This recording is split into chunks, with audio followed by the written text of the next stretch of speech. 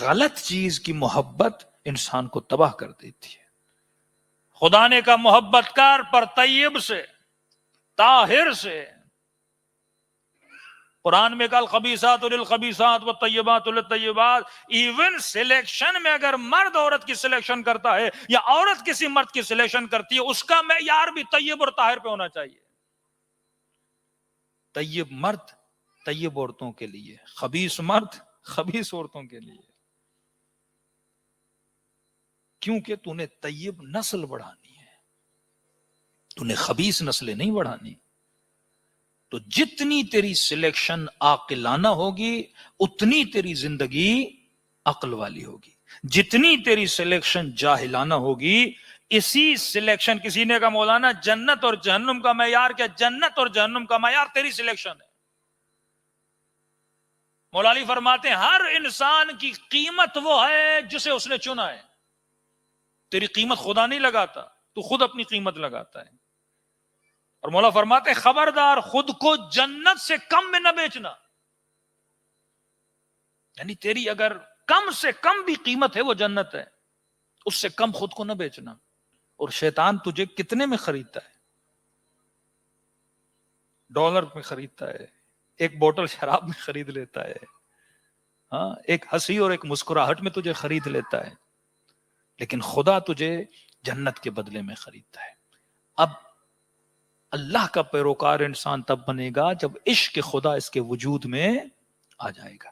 عشق خدا کیسے آتا ہے؟ جب انسان غور و فکر کرتا ہے، جب انسان اپنی محبتوں کو سوچتا ہے. کسی نے معصوم سے پوچھا کہ مولا آپ گناہ کیوں نہیں کرتے؟ چھٹے امام جعفر صادق علیہ الصلوۃ والسلام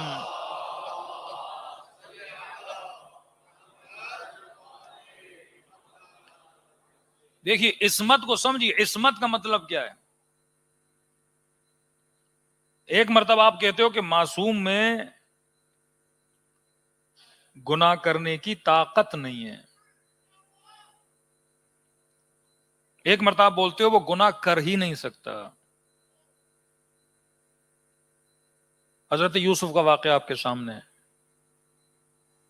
انسان کے اندر شہوت کا نہ ہونا کمال ہے یا شہوت ہو اور اس پہ کنٹرول ہو؟ اب ایک آدمی یہ کہتا ہے، کچھ شاید اس دن بھی مثال دی تھی کہ مولانا میں بڑا متقی پرہیزگار ہے فلاں بندہ. کیوں متقی؟ 20 سال سے اس نے کسی نامحرم کو نہیں دیکھا. الحمدللہ 20 سال سے نہیں دیکھا. بھائی کیسے؟ کہ 20 سال سے جیل میں تھا.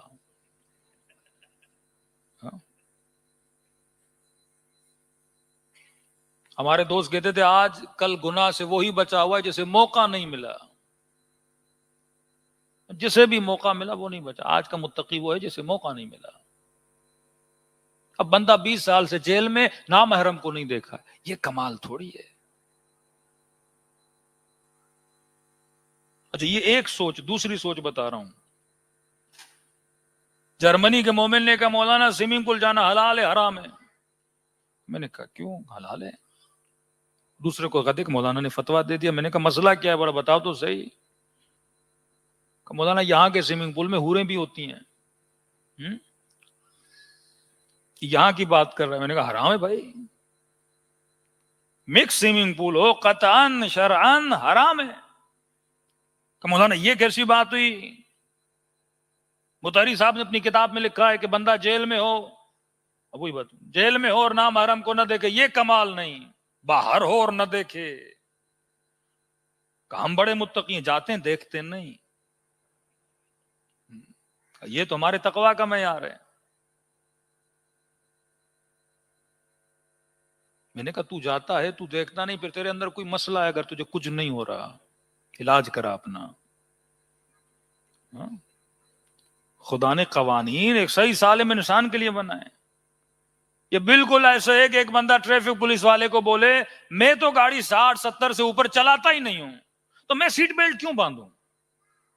میں 100% لکھ کے دے رہا ہوں، میں نے زندگی میں کبھی گاڑی اتنی نہیں چلائی، کبھی ایکسیڈنٹ نہیں کیا، میں اتنی لو اسپیڈ میں گاڑی چلاتا ہوں، مجھے پرمیشن دی جائے کہ میں سیٹ بیلٹ نہ باندھوں. تو ٹریفک پولیس کیا بولے گی کہ ہم قوانین ایک پرسن کے لیے نہیں بناتے. قانون سوشل ہوتا ہے، سب کے لیے ہوتا ہے. ہو سکتا ہے ان سب میں مثلاً ایک قانون بنے 85% قانون شکنی کا شکار ہوں یا ہائی اسپیڈ کے شوقین ہوں، 15% وہ لوگ ہوں جو ایسے نہیں ہوتے، ان کو دیکھ کے قانون نہیں بنایا جاتا. ہاں ہو سکتا ہے 85% لوگ لویل ہوں، قانون پہ عمل کرنے والے، 15% قانون کو توڑتے ہوں، ان 15 کی وجہ سے سب پہ قانون لاگو ہوگا. ریشو جب نکالا جاتا ہے نا، ایک روڈ کے ایک موڑ پہ مثلاً 10 گاڑیاں مڑتے ہوئے کلٹی ہوئی ہیں اور 100 گاڑیاں نہیں ہوئی، ان 10 کو دیکھ کے قانون بنایا جاتا ہے. اللہ میکسیمم کو نہیں دیکھتا، منیمم کو دیکھتا ہے. تجھے شاید دیکھ کے کچھ نہیں ہو رہا، لیکن زوالے کیا سب جوانوں کو دیکھ کے کچھ نہیں ہوتا. ایک نیچرل ایفیکٹ ہے.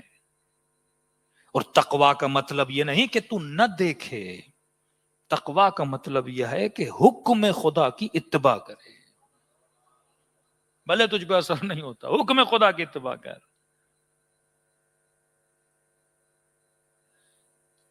پاور کے ہوتے ہوئے، طاقت کے ہوتے ہوئے اپنی طاقت کو استعمال نہ کرنا، یہ تقوی پروردگار عالم ہے. عصمت کا مطلب اہل بیت ایک کمپلیٹ انسان تھے، الیاذ باللہ. یہ نہیں کہ کوئی نقص تھا اہل بیت علیہ الصلوۃ والسلام. عام انسانوں میں جتنے پاورز ہیں وہ سارے اہل بیت علیہ الصلوۃ والسلام کے اندر موجود ہیں. پھر پوچھا میرے جٹ امام سے، مولا آپ کے اندر یہ توانائیاں، یہ طاقتیں، یہ خواہشیں ہیں؟ معصوم نے کہا ہیں. کہ مولا پھر آپ گناہ کیوں نہیں کرتے؟ عام سا بندہ تھا، اس کو سمجھانے کے لیے معصوم لے گئے. پچھلے زمانے میں گھروں کے پیچھے جو گھروں کی گندگی ہوتی تھی، واش رومز کی گندگی، وہ ساری باہر کی طرف جاتی تھی اور وہاں کے بعد لوگ جمع کر کے لے جاتے تھے. معصوم اسے پیچھے لے گئے اور گندگی دکھائی، بے انتہا بدبو آ رہی ہے. کہ تجھے کوئی دولت دے، کوئی پیسہ دے، کوئی سونا دے اور کہے یہ گندگی مثلاً کھا لے، تو کھائے گا؟ مولا یہ کیسی باتیں کر رہے ہیں، کون کھائے گا اس گندگی کو؟ کہ جب تو اس گندگی کو کھانے کے لیے تیار نہیں تو ہم گناہ کے لیے کیسے تیار ہو جائیں؟ ہم حقیقت گناہ کو جانتے ہیں، اس کی بدبو کو محسوس کرتے ہیں.